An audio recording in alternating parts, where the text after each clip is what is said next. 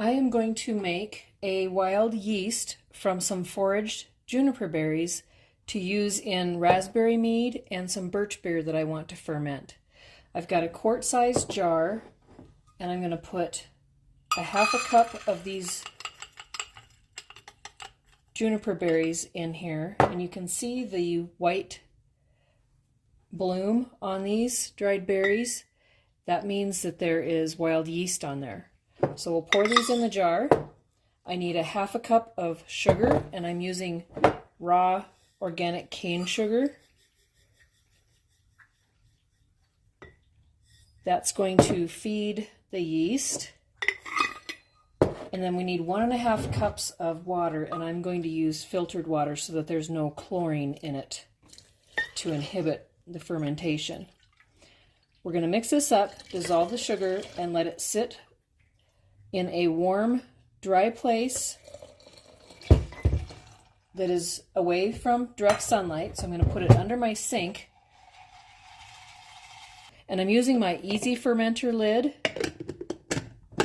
which will let the fermenting gases out. I've dialed the lid to 18 to remind myself that today is the 18th. I'm going to check this in 5 days and let it ferment for at least 5 and up to 10 days.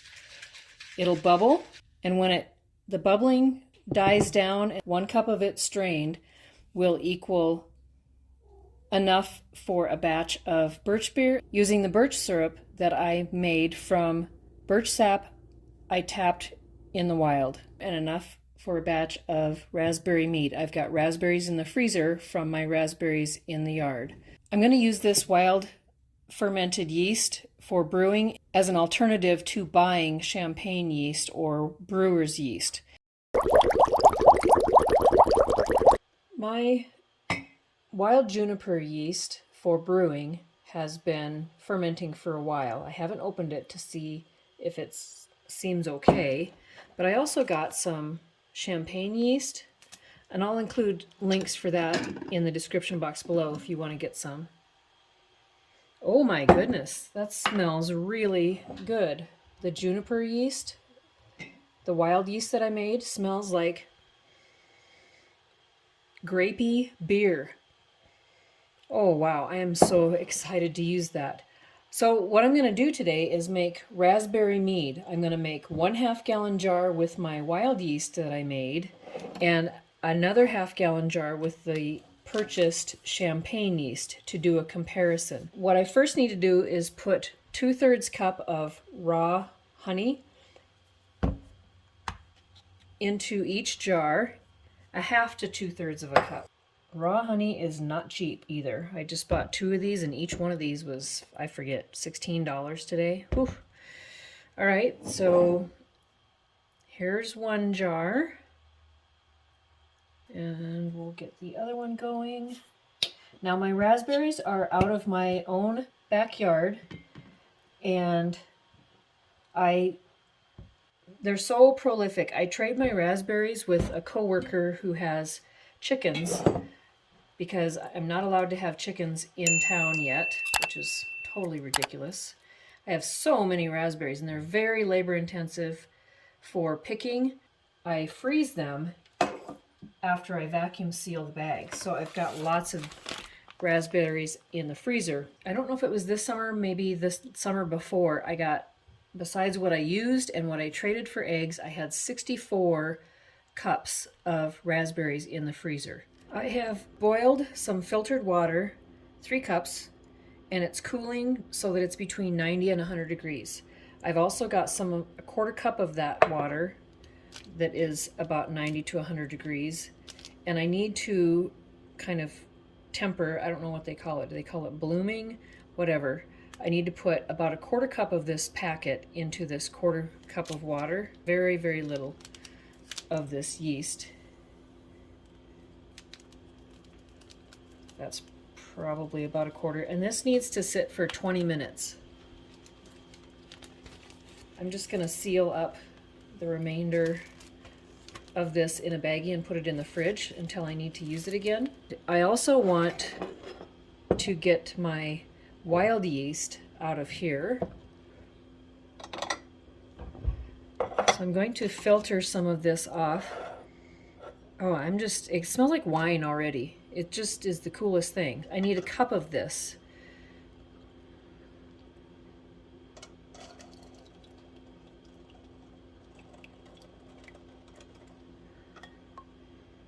It's kind of gelatinous. It's thick anyway. And I'm just going to pour these berries right back in and put it back in the fridge so that I can use some more of it again. I'm going to add a cup of my frozen raspberries to each jar. These being vacuum sealed, they smell like they're just off the canes. It smells so good. Woo! And a cup in this batch.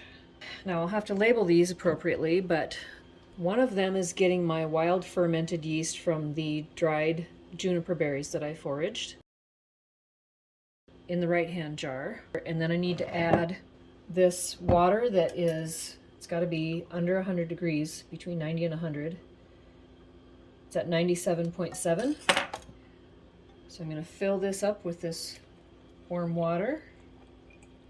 Warm enough to ferment, but not so warm that it'll kill the yeast. I'm going to leave some headspace in there. Maybe should have left some more headspace in there. I'm going to stir this up to be able to dissolve that honey at the bottom.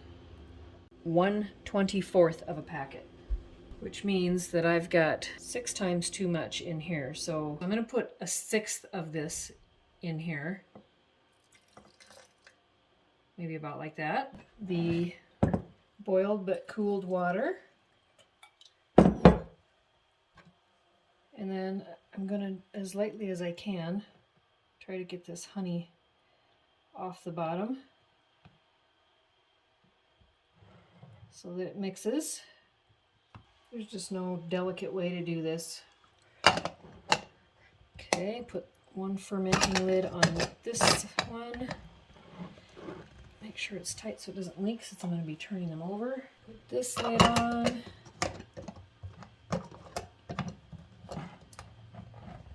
Dial them both to 5 because it is the 5th of February right now. That'll help me remember. And then I'm going to label this one champagne yeast. And label this one wild juniper yeast. Now I'm going to put these under my kitchen sink where it's warmish but out of the sunlight, and I'm going to ferment these. These lids automatically let the gases out without letting oxygen in. I've got my inch of headspace in each jar, and then these will ferment for about 6 weeks, and twice a day, once in the morning, once in the evening, especially at the beginning here to get this honey dissolved, I will give them a swirl and flip them upside down. Twice a day. And then in 6 weeks, we're going to taste them both side by side and see which one we like better, if we can tell a difference, and find out if either or both or neither are successful. The other things I want to try, but I'll have to get some more lids because right now I'm using up all 3 of my fermenting lids between my new batch of cranberries, the champagne yeast, raspberry mead, and the wild raspberry mead, is I want to use what little bit of birch syrup I have left from last year's foraging for birch syrup. And then I think what would make really good alcohol or a mead would be this honeyed cranberry ferment off of my last batch of cranberries. My juniper wild brewing yeast batch of raspberry honey mead is on the left, and the champagne yeast that I purchased to make the raspberry honey mead on the right are both coming along pretty nice. They've been in there for 20 days. I think that the juniper batch is way more active, and the champagne batch took off like a shot to begin with, but is much less active now. You can see that the juniper batch is still bubbling and pieces of raspberry are floating up and down. The champagne batch on the right has slowed way down.